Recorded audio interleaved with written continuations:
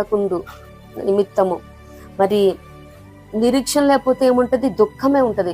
మరి అది సందర్భం వేరేదైనా కానీ, మరి ఏ విషయంలో అయినా, సందర్భం అనే కాదు, మరి లేఖనం ఆయా పరిస్థితులను బట్టి ఆయా వ్యక్తులను సంధిస్తుంది అన్నట్టు, మరి నిరీక్షణ అనేది కంపల్సరీ అన్ని వేళలా మనకి అవసరమైన ఆయుధమై ఉన్నది.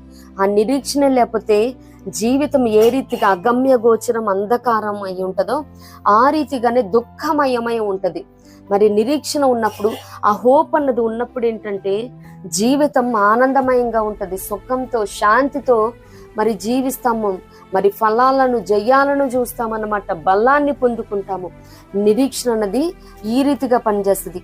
ఆ నిరీక్షణ లేకపోతే దుఃఖమే ఉంటది. ఏ మాత్రము కూడా, ఏ పరిస్థితులను బట్టి కూడా నిరీక్షణను విడిచిపెట్టకూడదు. మరి ఇతరుల వల్లే అంటే ప్రతి క్రిస్టియన్ కూడా